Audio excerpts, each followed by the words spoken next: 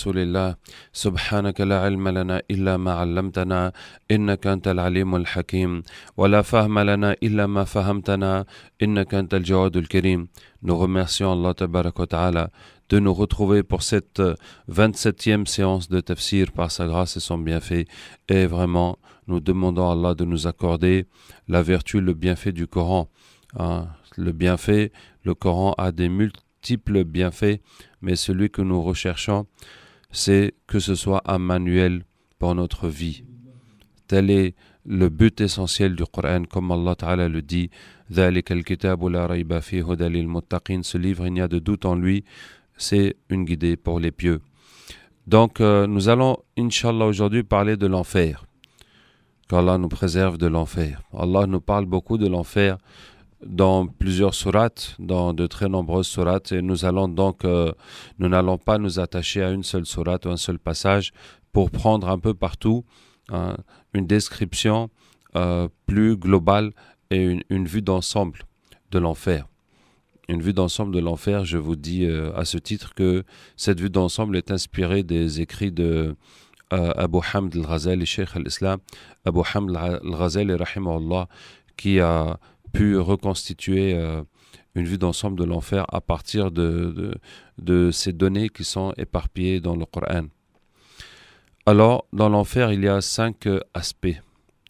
Le premier aspect, c'est l'aspect extérieur de l'enfer. L'aspect extérieur de l'enfer, le prophète sallallahu alayhi wa sallam était avec les compagnons quand ils ont entendu un vacarme, un grand bruit. Il leur a dit, est-ce que vous savez ce qu'est cela? Ils ont dit, Allah et son messager savent. Ils disent, cela est un rocher qu'on a jeté dans l'enfer depuis 70 ans. C'est maintenant qu'il est arrivé au fond. 70 ans de chute libre pour que le rocher atteigne le fond de l'enfer. Alors, nous ne pouvons pas faire de calcul. Nous ne pouvons pas faire de calcul mathématique ou physique pour avoir une idée de la distance que représente 70 ans de chute libre. Parce que d'abord, la force gravitationnelle n'est pas la même que sur Terre. Et ensuite, que quand un objet prend beaucoup de vitesse, les forces de frottement deviennent très importantes. En tout cas, mis à part cet aspect scientifique pour calculer la profondeur, en tout cas, c'est impressionnant. Et dans d'autres hadiths, le prophète sallallahu alayhi wa sallam dit que celui qui fait tel péché, celui qui dit une parole qui déplaît à Allah tabarak wa ta'ala, va tomber 70 ans en enfer avant de remonter, trouver sa place. Donc quand les gens tombent dans l'enfer ou bien sont jetés dans l'enfer pour les mécréants, ils vont tomber jusqu'au fond et après chacun va remonter pour flotter à l'endroit où il est. Et l'étendue de l'enfer pour traverser, parce que quand les gens ont fini de rendre les comptes, Allah tabaraka wa ta'ala va faire venir l'enfer. On amène ce jour-là à l'enfer. Et le prophète sallam dit que c'est 70 000, l'enfer a 70 000 anneaux, et à chaque anneau il y a 70 000 anges qui l'attirent. Donc ça fait combien d'anges au total? 70 000 multiplié par 70 000, ça fait 4 milliards 900 millions d'anges, près de 5 milliards d'anges qui sont en train de tirer l'enfer. Et quand les anges amènent l'enfer, l'enfer est en colère. L'enfer est vivante. Allah Ta'ala dit takadu tamayyazu min al-ghayz, elle va presque se fendre de rage. L'enfer est en colère contre les gens qui sont dedans.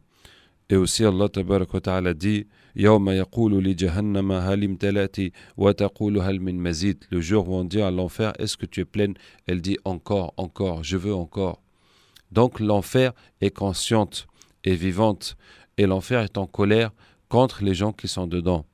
Alors dans le hadith, quand Allah fait venir l'enfer, les anges amènent l'enfer, Allah lui dit parle, et elle dit wa'azzatika ya rabbi wa jalalika la antaqimanna al-yawma mimman akala rizqaka wa abada ghayraka. Par ta puissance, mon Seigneur, par ta majesté, aujourd'hui je vais me venger de ceux qui ont mangé tes biens et qui ont adoré autre que toi. Et le prophète sallam dit, quand les anges amènent l'enfer, à un moment elle leur échappe. Elle est tellement en colère, elle est tellement déchaînée qu'elle échappe aux anges aux 4 milliards 900 millions d'anges qui la tiennent, et elle va attaquer les humains. Et elle va attaquer les humains qui sont rassemblés après le jugement et qui attendent donc de passer soit en enfer, soit au-dessus de l'enfer pour arriver au paradis. Et elle leur échappe aux anges, elle va attaquer les humains et le prophète sallallahu alayhi wa sallam va se prosterner sous le trône d'Allah tabaraka wa ta'ala et va supplier Allah de la retenir et Allah va la retenir. Donc, quand l'enfer est posé et que les gens doivent traverser, alors le pont qui est au-dessus de l'enfer, je vous ai déjà dit que le pont est réservé aux musulmans. Les mécréants, les anges les prennent et les jettent dans l'enfer.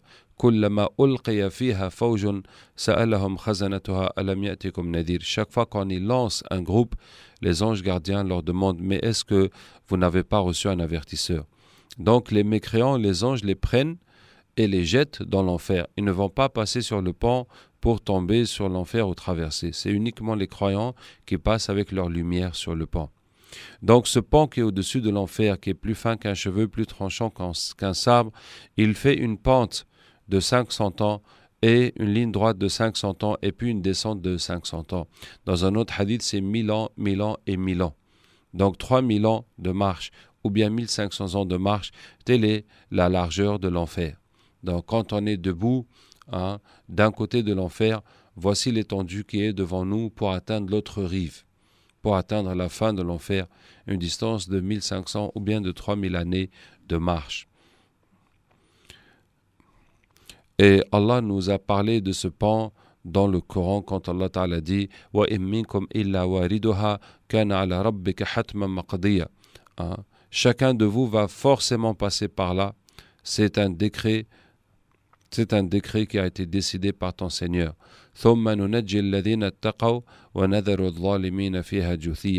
Et puis nous sauvons ceux qui ont été pieux et les injustes nous les laissons tomber dedans. Qu'Allah nous sauve, qu'Allah nous fasse parmi les pieux et non parmi les injustes. Donc je disais que la profondeur de l'enfer fait 70 années de chute libre pour un rocher énorme et l'étendue de l'enfer fait 3000 ans ou bien 1500 ans de marche pour traverser cette étendue.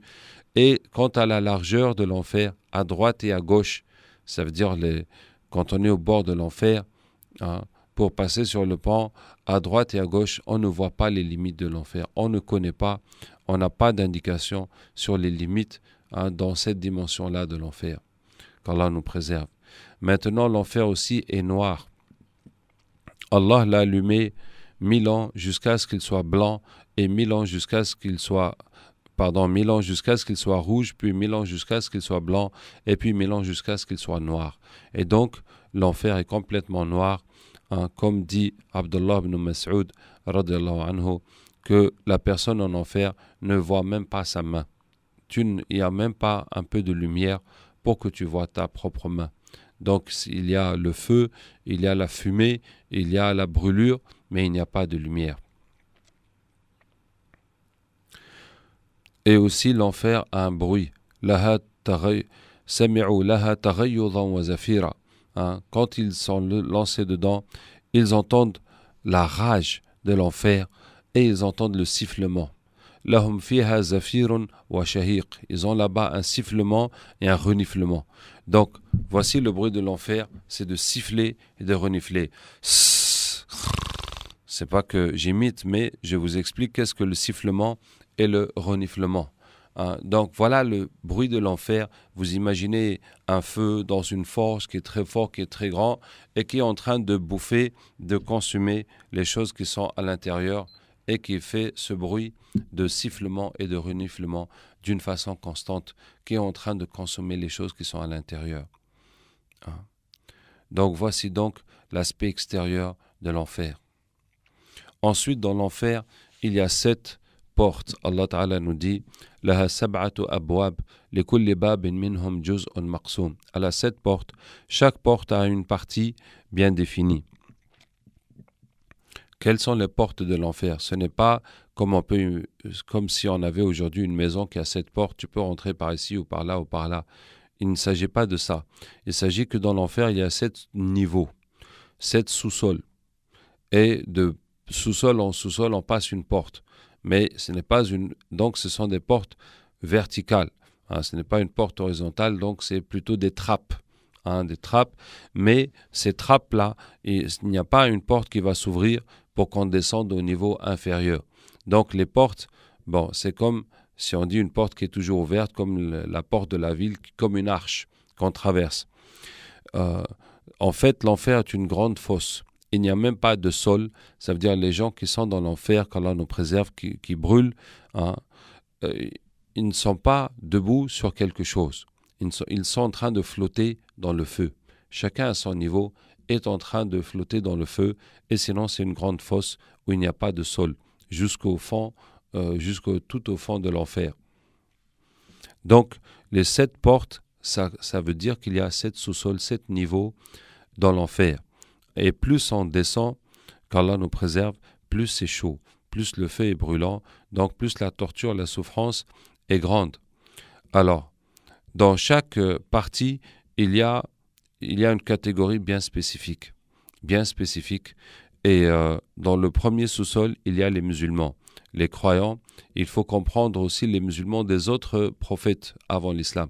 Donc, tous les croyants, tous ceux qui ont cru en Allah, qui ont cru dans ses messagers, qui ont fait excessivement de péchés et qui vont payer ça dans l'enfer. Tout prophète confondu sont au premier sous-sol de l'enfer.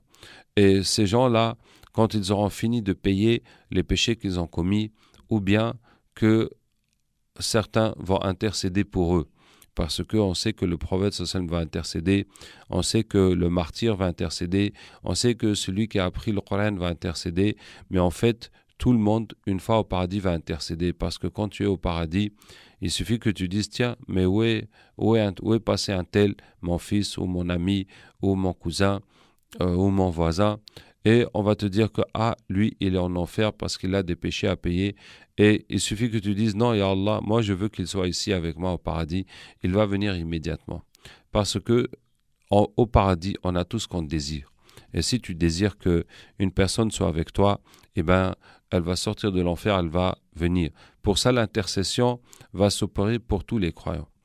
Tous les croyants, tous ceux qui sont au paradis pourront intercéder pour ceux qui sont en enfer, à condition qu'ils soient croyants.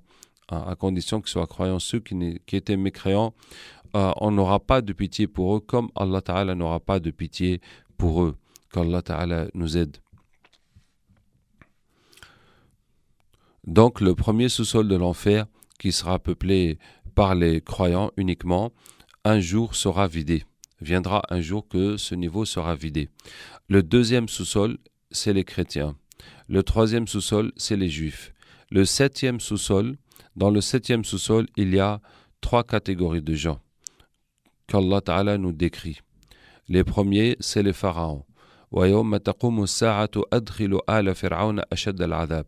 le jour où l'heure se lève, faites entrer les gens de Pharaon dans le châtiment le plus dur. Donc, les pharaons, les gens qui se sont pris pour Dieu, les gens qui ont égaré des peuples, qui les ont éloignés du chemin d'Allah, qui les ont traînés dans l'égarement, la catégorie des pharaons, ils vont être au 7e sous-sol de l'enfer. Deuxièmement, Allah Ta'ala dit « Innal munafiqina fi ad-daraki al-asfali min an-nar » Les hypocrites sont dans le degré le plus bas de l'enfer. Donc il y a les hypocrites. Il faut bien comprendre que les hypocrites sont ceux qui prétendaient être musulmans et qui étaient infiltrés parmi les musulmans alors qu'ils n'étaient pas musulmans, mais c'était des espions, c'était des traîtres qui étaient là, des opportunistes, qui étaient là en espérant gagner des intérêts, et que si ça va tourner mal, ils vont changer de camp. En tout cas, dans le 7e sous-sol, la deuxième catégorie, c'est les hypocrites. La troisième catégorie, Allah Ta'ala nous parle des gens de la table servie. Quand Isa alayhi salam, sous la pression des apôtres, demande à Allah de leur accorder un festin, donc une table avec un repas de fête, et ils ont mangé, et Allah Ta'ala a dit إني منزلها عليكم فمن يكفر بعد منكم فإني أعذبه عذابا لا أعذبه أحدا من العالمين. Je vais vous la descendre. Celui après cela qui renie, je vais le châtier d'un châtiment que je n'infligerai à aucune de mes créatures.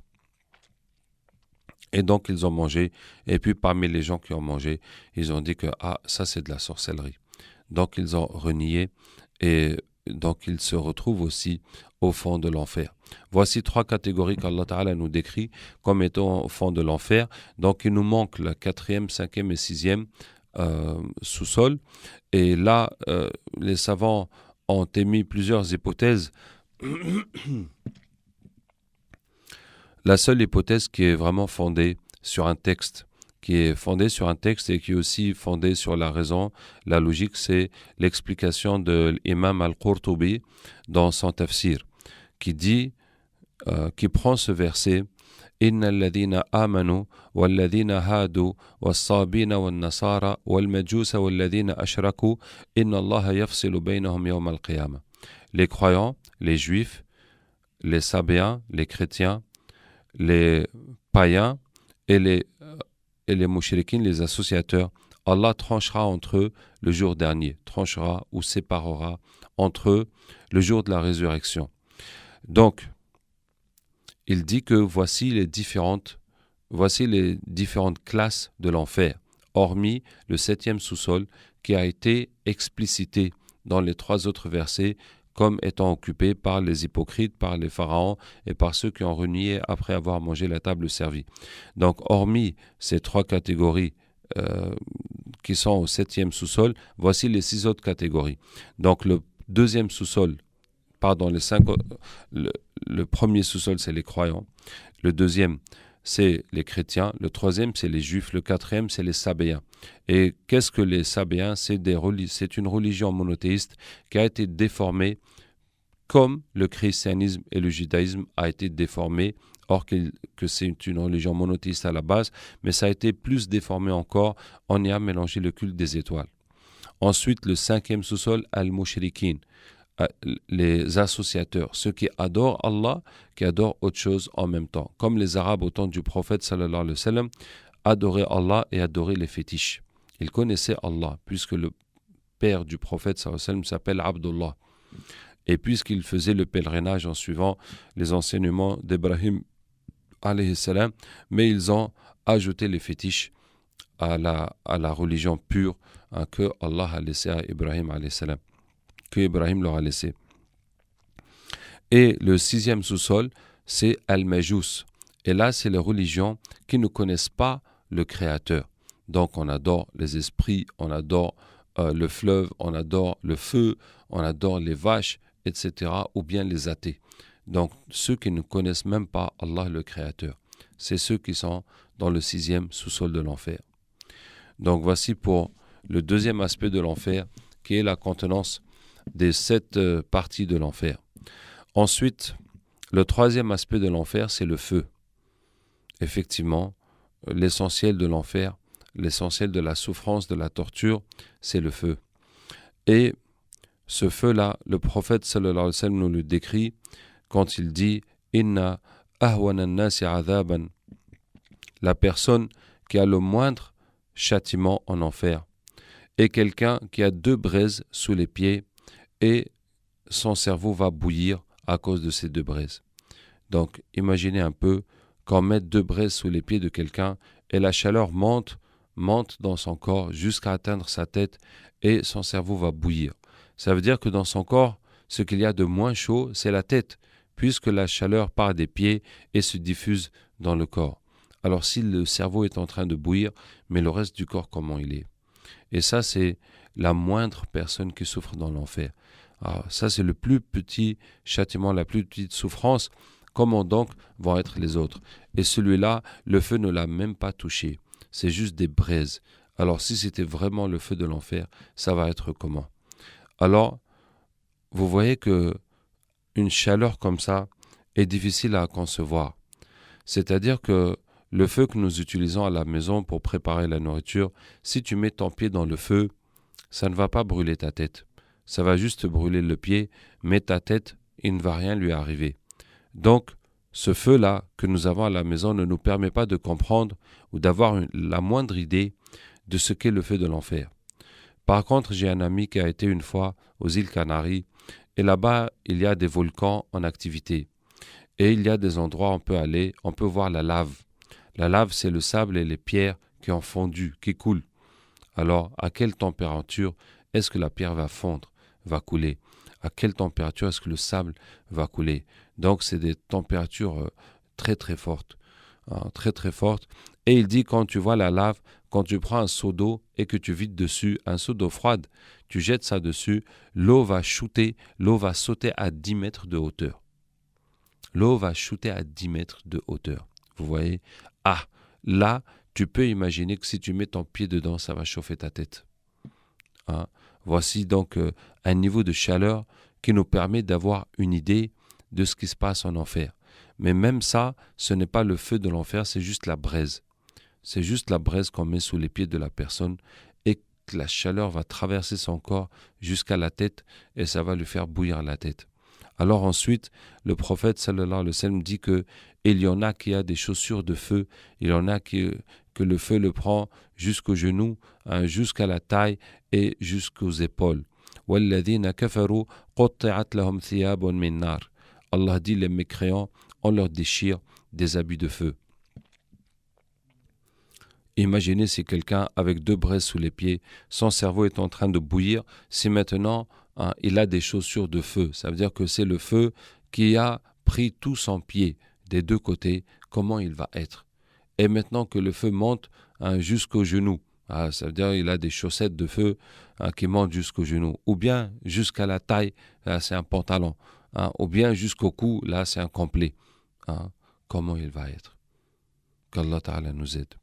Ensuite, il y a un feu qui est plus fort encore qu'Allah Ta'ala nous décrit, qui s'appelle Al-Hutama. Al-Hutama, c'est celle qui démolit. Alors jusque-là, on savait que le feu brûle. Est-ce que le feu peut briser, peut casser, peut démolir quelque chose? Est-ce que le feu peut piler, écraser quelque chose? Alors, Allah nous parle de ce feu qui est Al-Hutama. Wa ma adraka ma Al-Hutama. Et sais-tu ce qu'est Al-Hutama, le pilon? Le pilon. Narullahi al-muqada, le feu d'Allah qui est allumé. Allati tattali'u ala al-af'ida, qui va jusqu'au cœur. C'est-à-dire que le feu dans l'enfer brûle la peau de la personne. Et Allah Ta'ala va donner aux gens de l'enfer des corps immenses, des corps très très grands. Puisque le prophète sallam dit que la dent de Abu Jahl en enfer est comme la montagne d'Uhud. Une dent seulement est comme la montagne d'Uhud. Alors comment va être tout son corps? Et ce corps immense, c'est pour qu'il souffre, qu'il goûte la souffrance de partout, de toute sa peau. Et le prophète sallam dit que l'épaisseur de leur peau va être de 70 coudées, 35 mètres, pour l'épaisseur de la peau de la personne en enfer. Et Allah Ta'ala dit كُلَّمَا نَضِجَتْ جُلُودُهُمْ بَدَّلْنَاهُمْ جُلُودًا غَيْرَهَا لِيَذُوقُوا الْعَذَابَ. Chaque fois que leurs peaux sont cuites, nous leur changeons d'autres peaux pour qu'ils goûtent la souffrance. Donc, la personne a un corps immense, le feu le brûle, 35 mètres d'épaisseur de peau, tout ça, il va souffrir. Quand la peau est consumée, Allah lui refait une autre peau. Et ainsi de suite, perpétuellement. Mais Al-Hutama, ce feu-là est tellement fort, que quand il a consumé la peau, avant même que la peau ne se refasse, le feu est arrivé au cœur. Ça veut dire que tout le corps de la personne a été consumé. Toute la tête a disparu, les bras, les jambes, le ventre, la poitrine, jusqu'à ce que le feu arrive au cœur. Et quand le feu arrive au cœur, c'est là que la personne va être refaite tout entière.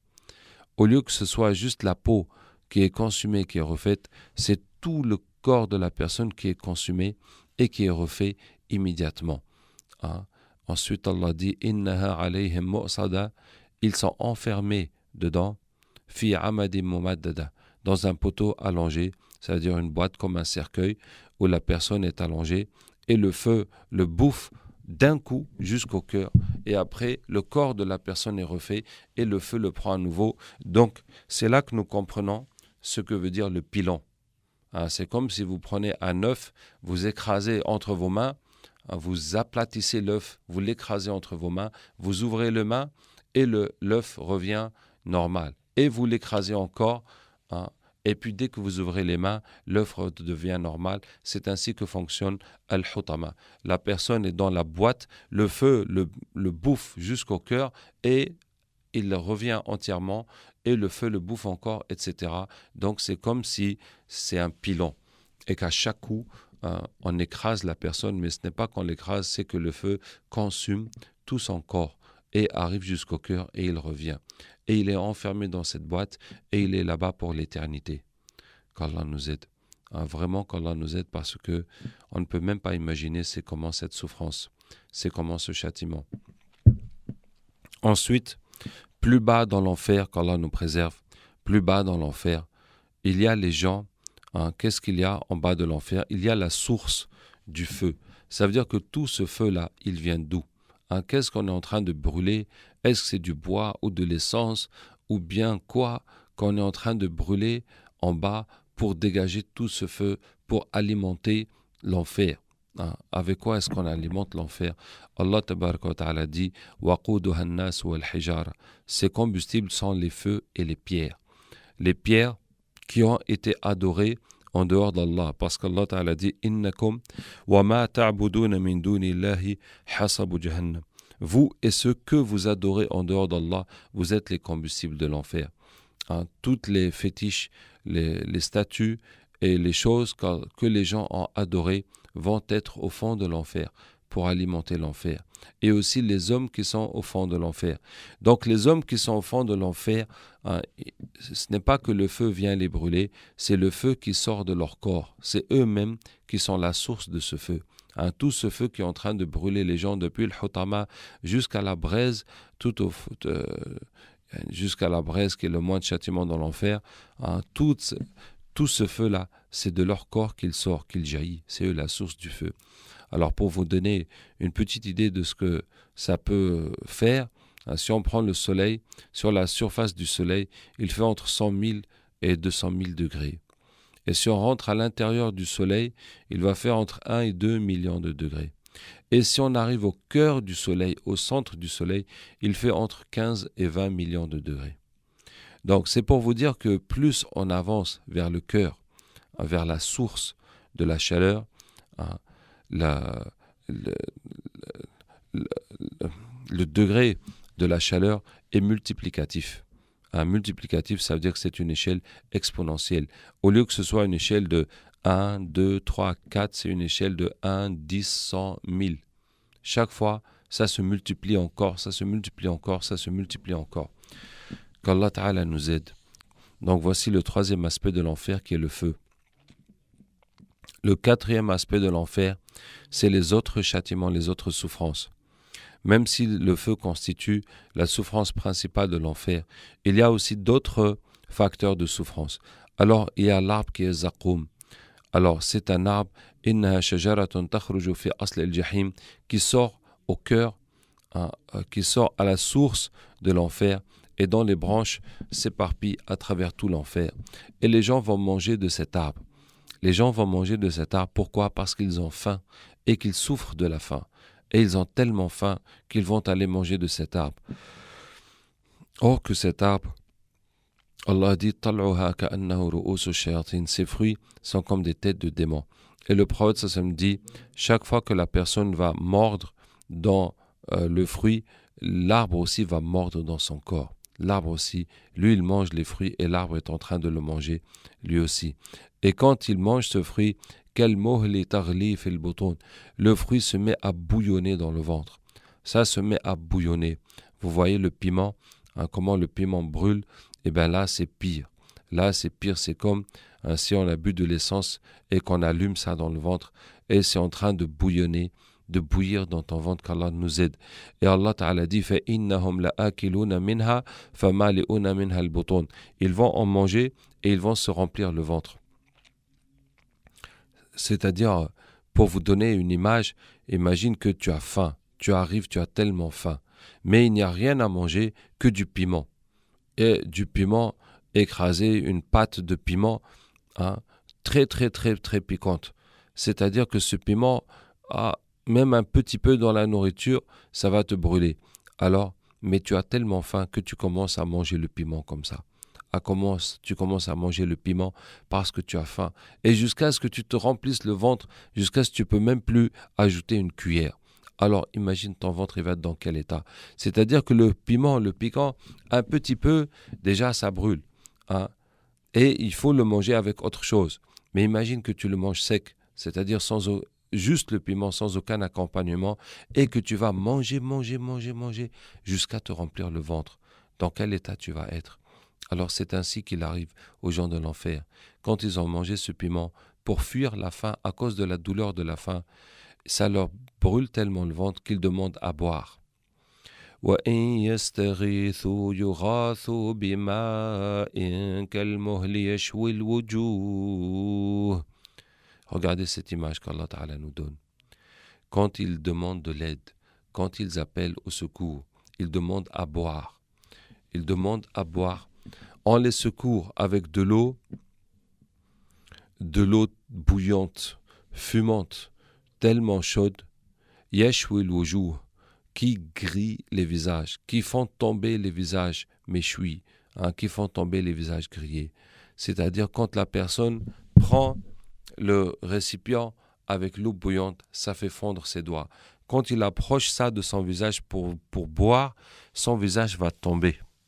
C'est-à-dire que la viande de son visage va cuire, juste à l'approche de la fumée qui se dégage de cette eau-là.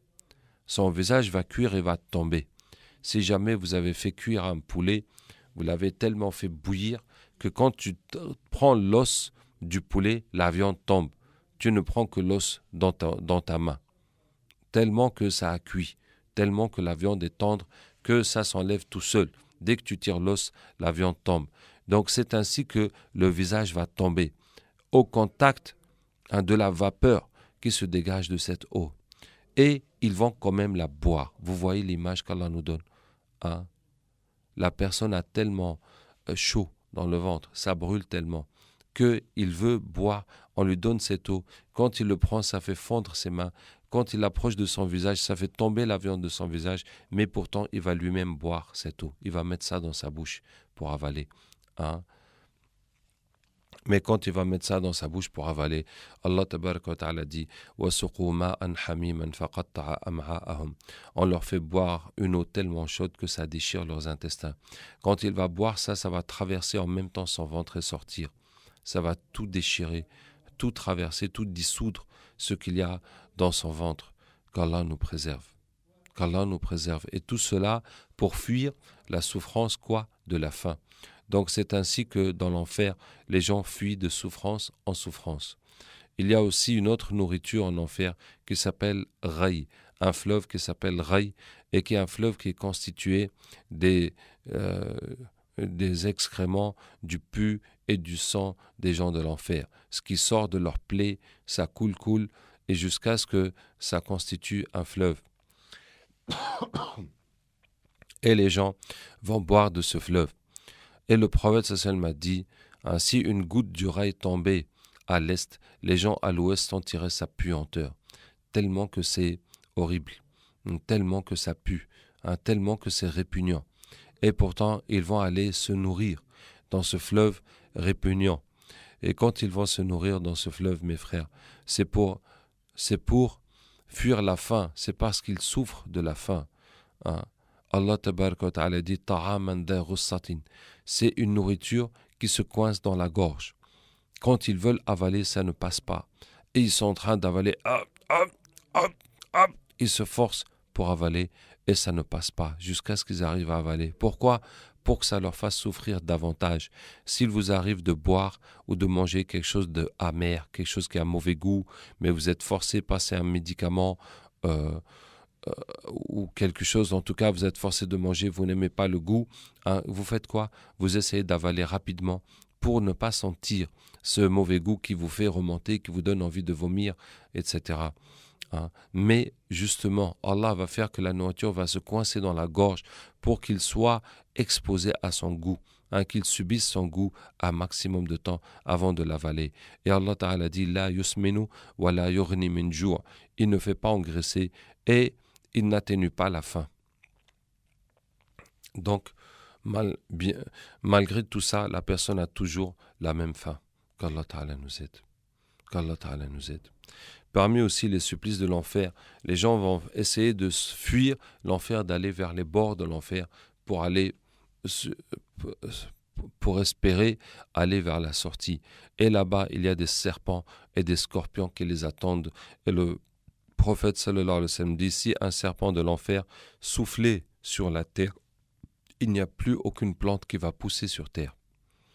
S'il souffle seulement avec son souffle, il n'y a plus une seule plante qui pourra pousser sur terre. Et ce serpent ou ce scorpion va les piquer et les remplir de venin. Et là maintenant, ils vont encore fuir les serpents et les scorpions pour revenir au centre de l'enfer. Donc, voici certains des châtiments annexes. Il y a aussi les chaînes qui les attachent. Et Allah tabaraka wa ta'ala dit ثُمَّ فِي سِلْسِلَةٍ دَرْعُهَا سَبْعُونَ ذِرَاعًا فَاسْلُكُوهُ. Ensuite, dans une chaîne, dont l'épaisseur fait 70 coudées, embrochez-le. Comprenez bien, l'épaisseur de la chaîne, pas la longueur, l'épaisseur de la chaîne fait 70 coudées, 35 mètres, ça c'est l'épaisseur de la chaîne. Et qu'est-ce qu'on va faire avec cette chaîne? On va l'embrocher, on va rentrer la chaîne par sa bouche pour la sortir par son derrière et comme ça le tenir comme un poulet broché ou comme un mouton broché qu'on va tourner autour d'un feu. C'est comme ça qu'on va le prendre. Qu'Allah tabaraka wa ta'ala nous préserve et nous sauve de l'enfer. Le cinquième aspect de l'enfer, c'est les discussions. J'ai commencé à vous dire que quand les gens sont jetés en enfer, quand les mécréants sont jetés en enfer, les anges leur demandent, les anges gardiens, mais est-ce que vous n'avez pas reçu un avertisseur? Ils disent si, mais, ألم يأتكم نذير قالوا بلى قد جاءنا نذير فكذبنا وقلنا ما نزل الله من شيء. Mais nous avons renié et nous avons dit qu'Allah n'a rien descendu. Et nous avons dit que c'est eux qui sont égarés. Et ils disent وقالوا لو كنا نسمع أو نعقل ما كنا في أصحاب السعير. Si seulement on pouvait écouter, on pouvait entendre, si on pouvait comprendre, on ne serait pas des gens de l'enfer. فاعترفوا بذنبهم فسحقا لأصحاب السعير. Ils ont reconnu leur péché, malheur donc aux gens de l'enfer. Ensuite, quand les gens se retrouvent dans l'enfer,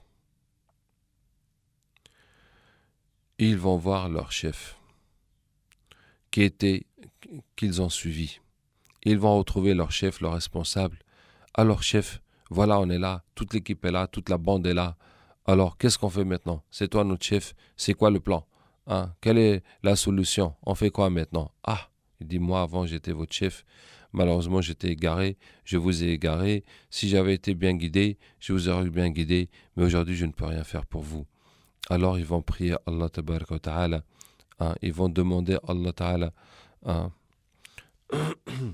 ربنا إنا أطعنا سادتنا وكبراءنا فأضلونا السبيل ربنا آتهم ضعفين من العذاب والعنهم لعنا كبيرا.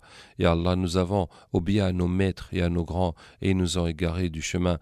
Ya Allah, maudis-les d'une grande, double-leur le châtiment et maudis-les d'une grande malédiction. Et Allah Ta'ala dit Al-akhillau yawma'idhin ba'duhum li ba'din aduwwun illa al-muttaqin. Les meilleurs amis, les plus intimes, les plus proches, ce jour-là seront ennemis, sauf les pieux. Donc, chacun va se retourner contre son meilleur ami, contre la personne qui était la plus proche de lui sur terre, pour lui dire c'est ta faute, c'est toi qui m'as emmené faire des péchés, c'est toi qui m'as empêché de prier, de suivre la religion, etc. Et l'autre aussi va lui dire la même chose, toi aussi tu aimais bien faire ça, tu m'as proposé ça, etc. Et donc ils s'en quittent. Et puis les gens vont faire des reproches à leurs parents, disant que c'est eux qui les ont égarés. Et leurs parents leur disent mais nous aussi on a trouvé nos parents égarés, on les a suivis et on vous a enseigné ce qu'on savait. Et chaque communauté, chaque génération va faire des reproches à la génération précédente, jusqu'à la toute première génération. Ils se font tous des reproches et tous ils se répandent et ils disent oui, on était égarés, on vous a égarés, mais vous-même vous avez fait pire que nous, vous avez encore empiré les choses, vous avez encore développé le mal. Donc vous-même votre châtiment vous l'avez bien mérité. Et ainsi de suite, jusqu'à ce qu'à la fin, tout le monde fasse des reproches à Iblis. Tout le monde se retourne contre Iblis, lui disant c'est toi qui depuis le début de l'humanité nous a égarés, a tout fait pour qu'on aille dans l'enfer, et voilà, maintenant c'est ta faute qu'on est ici. Et à ce moment-là, Iblis va se lever sur une chaire, sur un minbar en feu, et leur faire un discours. وقال الشيطان لما قضي الأمر إن الله وعدكم وعد الحق ووعدتكم فأخلفتكم.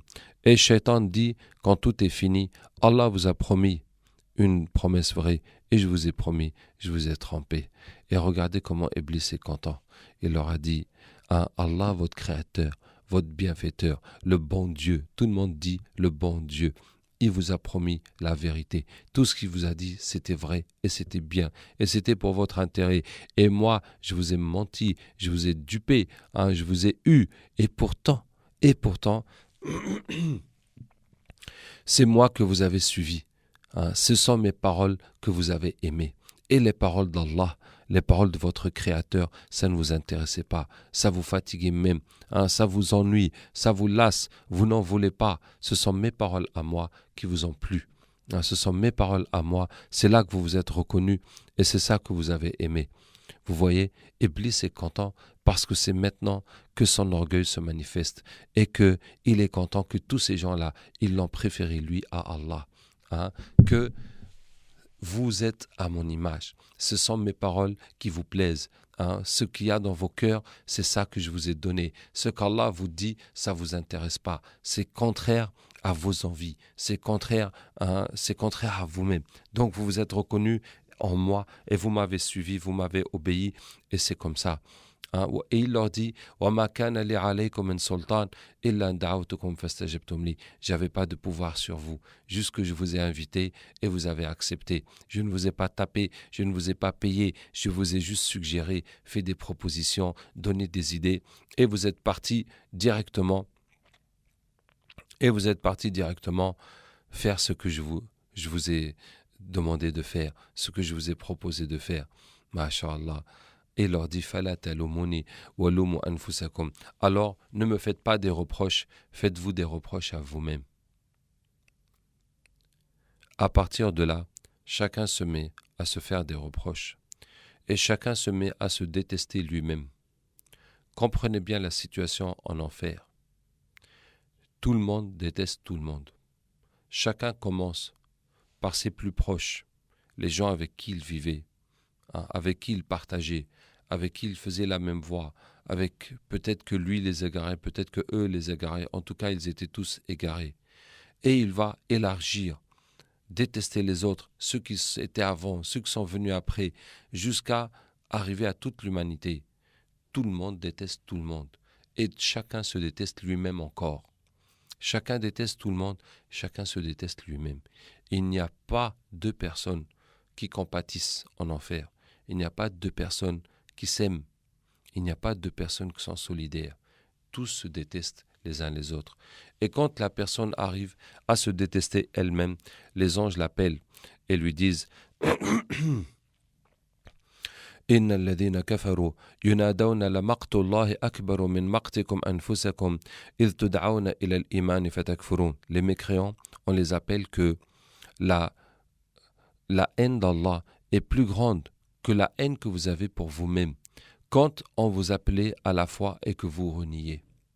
Les anges leur disent, vous vous rappelez quand sur terre, est-ce que vous vous rappelez quand sur terre, les gens vous appelaient à croire, à vous repentir, à suivre le droit chemin, et que vous refusiez, vous rejetiez, vous reniez, vous ne voulez pas retourner vers Allah, et bien à ce moment-là, Allah détestait cela énormément.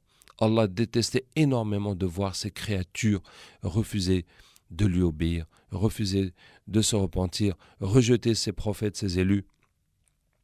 Donc, Allah détestait encore plus que maintenant vous vous détestez vous-même. C'est-à-dire que c'est bien fait pour vous.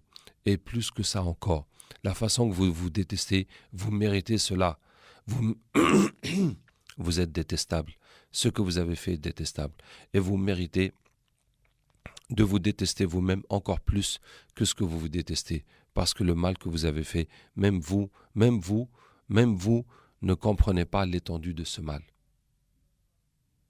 Ainsi les anges rajoutent à leur critique. Et Iblis dit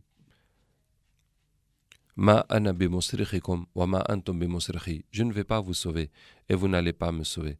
Donc, me faire des reproches, dire que c'est ma faute, mais vous pensez quoi? Que je vais ouvrir une porte et qu'on va tous filer? C'est fini, je ne peux rien faire pour vous. Que ce soit ma faute ou pas, de toute façon, c'est terminé pour nous. Inni kafartu bima ashraktumuni min qabl. Je renie tout ce que vous m'avez associé avant, tout ce que vous m'avez adoré, vous m'avez servi, obéi. Pas besoin de venir me dire « Ah, moi je t'ai adoré tellement de temps, j'ai fait tout ça pour toi, tu vas faire quoi pour moi ?» Il n'y a rien. Tout ce que vous avez fait, c'est parti. C'est parti en fumée. Je n'ai rien à vous donner. Inna adh-dhalimina lahum adhabun alim. Les injustes ont un châtiment douloureux. Voilà, nous avons fait du mal, nous sommes ici pour souffrir. Et c'est comme ça que ça se passe. Alors, les gens vont souffrir en enfer. Ensuite, ils vont souffrir.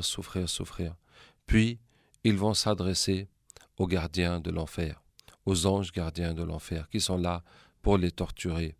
وقال الذين في النار لخزنة جهنم ادعوا ربكم يخفف عنا يوما من العذاب. Ils vont leur dire, demandez à votre Seigneur qu'il nous allège le châtiment un jour, qu'on fasse une pause, qu'on puisse un peu récupérer. Mais il faut arrêter. Comme ça, je ne dis pas 24 heures sur 24, mais en tout cas, perpétuellement, tout le temps, sans aucun répit. Mais au moins qu'on récupère un peu, qu'on puisse souffler. Et après, on reprend la torture. Et les anges leur disent, mais n'est-ce pas que les messagers venaient vous apporter les preuves? Ils disent si, ils disent alors, vous n'avez qu'à invoquer vous-même. Et l'invocation des mécréants est en perdition. Alors avant que j'oublie, à un moment avant cela, les gens de l'enfer se cherchent les uns les autres et ils trouvent qu'il y a des manquants. Il y a des gens qui ne trouvent pas dans l'enfer. Forcément, ces gens sont au paradis. Et les gens de l'enfer sont étonnants parce que vraiment, ils pensaient que ces gens-là, avec leur barbe là, avec leur prière là, qui veulent pas boire l'alcool et qui ont plusieurs femmes, etc., et qui font le djihad, etc., ils pensaient vraiment que ces gens-là seraient forcément en enfer. Or, voilà qu'ils ne les trouvent pas. Et ils se mettent à appeler « Eh Mahmoud, mais tu es où? Eh Ali, mais tu es où Ali ?» Et les autres sont dans le paradis. Ils entendent « Eh, mais ça c'est Christophe, mais ça c'est Georges qui m'appelle. Mais Georges, mais tu es où? » Et c'est là qu'ils appellent. Ils disent mais Masha'Allah. Alors, le musulman dit qu'il est au paradis. Et l'autre lui dit qu'il est en enfer. Allah nous raconte ces conversations dans Sourate Al-A'raf. Alors ils disent, faut nous envoyer de l'eau ou des choses qu'il y a là-bas. Envoyez-nous de l'eau ou je ne sais pas, il y a quoi là-bas chez vous. Ils disent, Allah les a interdits aux mécréants. Vous n'avez pas droit à ça. Et ensuite, Allah Ta'ala va mettre un voile entre eux pour qu'il n'y ait plus de communication. Fin de la communication. Donc, ensuite, les gens de l'enfer souffrent et puis ils disent, tous ces anges-là, gardiens, c'est pas bon, on va appeler le chef. Le chef, c'est Malik, le chef des anges gardiens de l'enfer. Le prophète, sallallahu alayhi wa sallam, l'a rencontré lors de l'ascension au ciel, quand il est monté dans le Mi'raj. Il était en train d'attiser le feu, de le renforcer. Et le prophète, sallallahu alayhi wa sallam, l'a salué. Il a salué le prophète, sallallahu alayhi wa sallam, et il n'a pas souri. Et le prophète sallallahu demande à Jibril, mais qui est celui-là? Il dit, ça c'est Malik, l'ange gardien de l'enfer. Depuis qu'Allah l'a créé, il n'a jamais souri. S'il devait sourire une seule fois dans son existence, il t'aurait souri à toi, ya Rasulallah, sallallahu alayhi wa sallam. Mais même au prophète, sallallahu alayhi wa sallam, il n'a pas souri. Et les anges de l'enfer vont appeler, Ya Maliku, liyaqdi alayna rabbuk. Et Malik, que ton Seigneur nous anéantisse. Mais il n'a qu'à nous tuer. Mais il va nous laisser ici jusqu'à quand? Mais non, mais c'est bon, ça va, on a souffert. Il n'a qu'à nous tuer, il n'a qu'à nous faire mourir. Et puis c'est tout, on ne veut même plus exister, on ne veut même plus vivre. Ils vont appeler pendant 1000 ans. Et au bout de 1000 années, Malik leur répond, Qala innakum makithun. Il dit, vous restez. Vous restez. Pas plus de commentaires que ça. Et les gens souffrent encore dans l'enfer, jusqu'à ce qu'ils se disent non, vraiment la seule solution, il faut qu'on appelle Allah. C'est lui qui est bon, qui est généreux, qui est notre créateur, malgré toutes nos bêtises sur terre. Il continue à nous donner à manger, à nous donner la santé, et on jouissait des plaisirs qu'il y avait sur terre. C'est lui qui aura pitié de nous, on va l'appeler. Et ils appellent Allah, Ya Allah, pardonne-nous, Ya Allah, donne-nous une chance, Ya Allah, aie pitié de nous, Ya Allah, on regrette, Ya Allah, on va plus jamais faire le mal. Ils appellent, jusqu'à ce que rien du tout.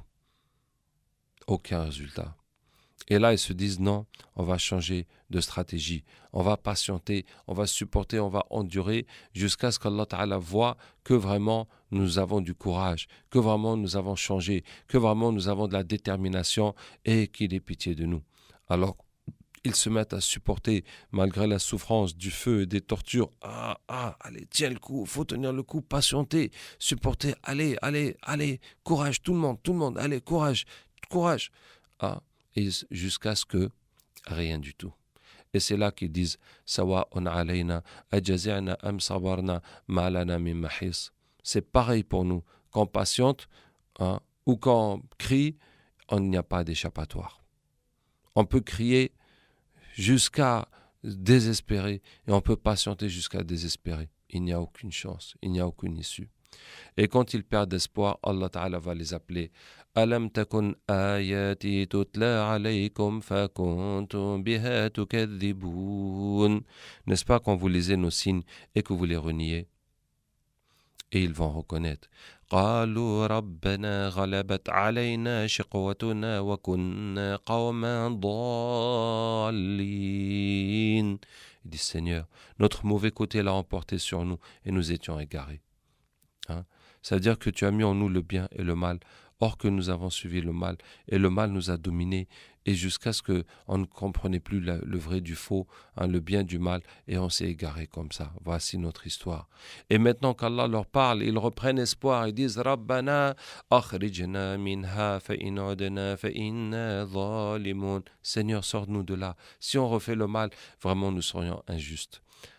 Et Allah Tabaraka wa Ta'ala dit dans un autre verset وَلَوْ رُدُّوا لَعَادُوا لِمَا نُهُوا عَنْهُ وَإِنَّهُمْ لَكَاذِبُونَ. Si on les ramenait sur terre, ils referaient la même chose qu'avant et ce sont des menteurs. Allah Ta'ala sait. La personne va se réveiller à la maison ou à l'hôpital et finalement il n'est pas mort. Il dit mais j'ai fait un cauchemar. J'ai vu plein de choses dans l'enfer, etc. Ouf, heureusement que c'était pas vrai. Allez hop, la vie reprend comme si c'était rien passé du tout. Allah Ta'ala sait qu'ils vont refaire la même chose qu'ils faisaient avant. Et Allah leur dit قَالَ اخْسَئُوا فِيهَا وَلَا تُكَلِّمُونَ. Taisez-vous là-bas et ne me parlez pas. À partir du moment où Allah leur dit taisez-vous, plus personne ne parle dans l'enfer. Il n'y a plus de paroles. Tout ce qui pouvait être dit a été dit. Plus personne n'a rien à dire à qui que ce soit. C'est terminé les paroles. Les paroles sont terminées. Et il n'y a plus que le bruit de l'enfer, zéphiron wa shahiq, sifflement, reniflement, et les gens qui souffrent dedans. Et Allah leur dit Innahu kana fariqun min ibadi yaquluna rabbana amanna faghfir lana warhamna wa anta khayrur rahimin. Il y avait un groupe de mes serviteurs qui disaient Seigneur, nous avons cru, pardonne-nous, donne-nous ta miséricorde, car tu es le meilleur miséricordieux. Fattakhattumuhum sukhriyan, vous vous êtes moqués d'eux. Quand vous vous êtes moqué d'eux, vous vous êtes moqué de ma religion et de mes paroles. Quand vous vous êtes moqué de ma religion, vous vous êtes moqué de moi. Ça veut dire que vous êtes mes ennemis. En étant l'ennemi de mes serviteurs, de mes représentants, des gens que j'ai envoyés sur terre, vous vous êtes fait mes ennemis. Et vous, vous êtes reconnus dans le diable. C'est à son image que vous êtes. Et c'est à votre place que vous êtes ici. Et c'est-à-dire que vous, il n'y a pas de remède, il n'y a pas de solution. Même si on vous met dans l'enfer des années, tant d'années, et quand vous sort, vous êtes les mêmes. Vous allez encore faire le même mal parce que le mal est en vous. Ce n'est pas un mal qu'on peut traiter, qu'on peut corriger, c'est vous-même qui représentez le mal. Qu'Allah Ta'ala nous aide. Qu'Allah Ta'ala nous aide. Qu'Allah ait pitié de nous, qu'Allah nous sauve de l'enfer. Subhanak Allahumma wa bihamdika. Nashhadu an la ilaha illa anta nastaghfiruka wa natubu ilayk. Subhana rabbika rabbil izzati amma yasifun. Wa salamun ala al-mursalin walhamdulillahi rabbil alamin.